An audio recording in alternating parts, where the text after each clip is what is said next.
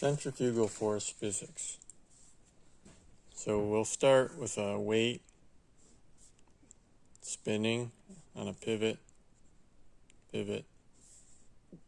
weight.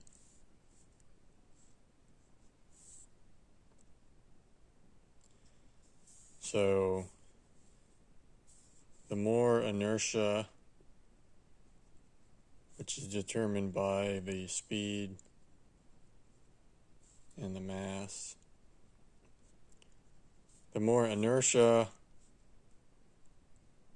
the more resistance to change of direction.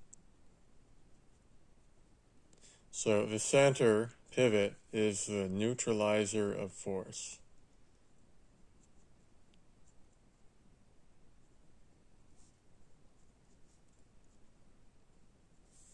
The center pivot is a great neutralizer of force. It neutralizes any force applied to it, and it's not tangential to it. So anything that isn't in this direction or this direction, as long as the pivot is stationary and it can't move, then it turns that huge amount of force to neutral. So when this weight is spinning, it puts a huge amount of force on the weight. Well, it can, whatever is necessary, this way. Okay? And this weight, because it's constantly being moved in, as it turns around, it's being accelerated in. It is like it's pulling outwards. So centripetal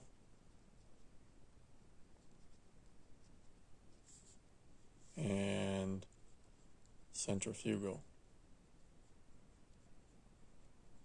A little bit small. Hopefully you can see that. So, how do we harness the centrifugal force? So let's draw our weight again. So it's going this way, okay? And our center pulls it this way, okay? So it's like the weight is pulling this way. It's like pressure. And this is also. So we want to have this something between here and here, like a spring. So the spring stretches outwards and does some work. Or this option number 1, or option number 2 is have something on the outside. Maybe we could have, this would be our arc of rotation. And then we could have like a separate arc on like a lever. So this comes up, sort of goes in and then out. So this lever would like rock back and forth. Or you could put something like this. So this thing would move back and forth. And maybe a spring on it. Like a little, I call it a piano key, but just something that would push straight. Okay, so there is an issue. So for example, if this thing ran over here, then it ran up here, it would sort of go like this instead of like this, because when you have your weight and you put a load on here, what you're doing is you're reducing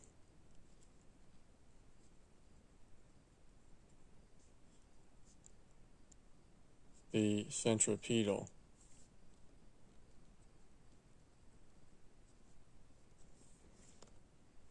force. So what ends up happening is that your weight your weight travels more straight than it was. So here, our weight will go right like this, right? And if we have a spring on here, let's draw it in pencil, then our weight would go out like this. Another way to understand it is to think of the weight as being just like a ball, so it doesn't have a center pivot. So the ball is just goes around the edges of the cylinder. Ball rides edges of cylinder. And you can put something on here that won't slow it down, so it goes over this, say, this ramp thing, and then it ends up pushing it this way, like, okay? But that's going to change the direction.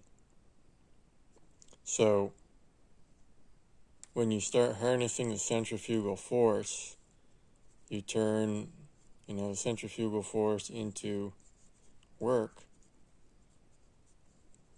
The result is direction change. So your weight is not going to spin in a perfect circle, okay?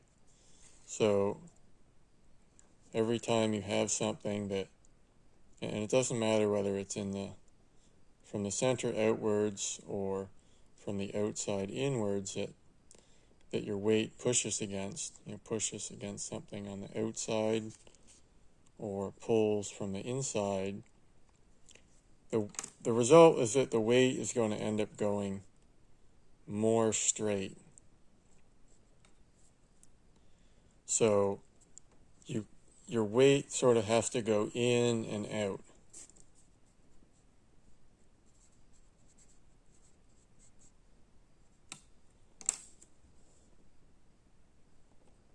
Now, I hope that makes sense. Just to recap, that when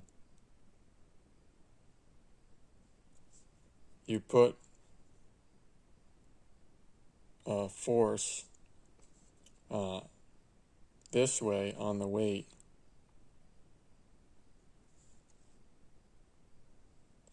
it doesn't turn as much. It goes straighter.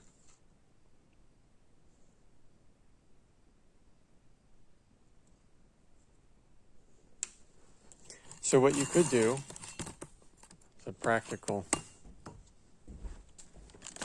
application. Get this tripod adjusted.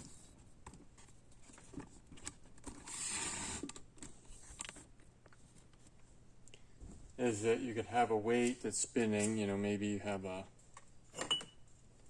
something here that's turning it. That's sort of out of frame, but you have something that's turning it here, right?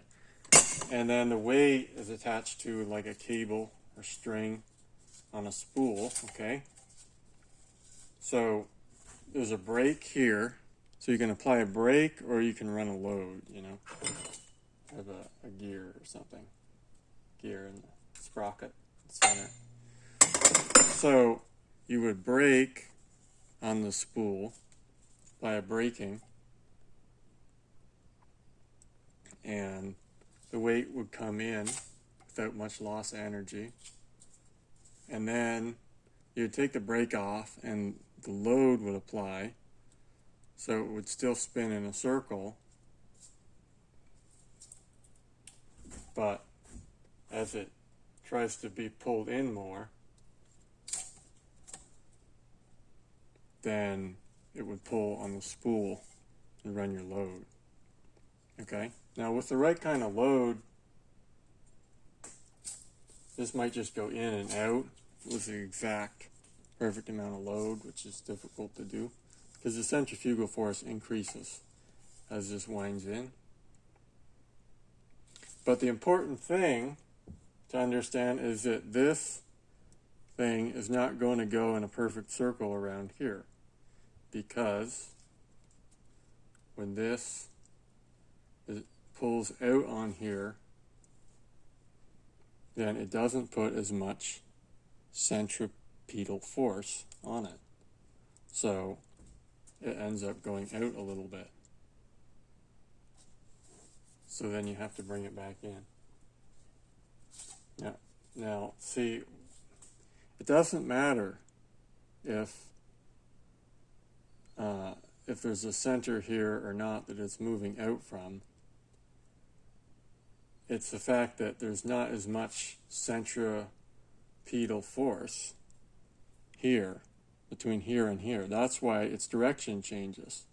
So what can happen is that this weight seems like it's slowing down.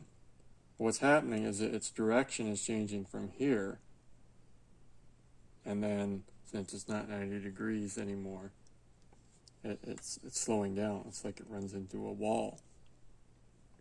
So you have to understand that when you're harnessing your centrifugal force, you're turning it into work, that your weight is not going to spin in a perfect circle. It's going to go in and out a little bit. So you have to account for that in your machine.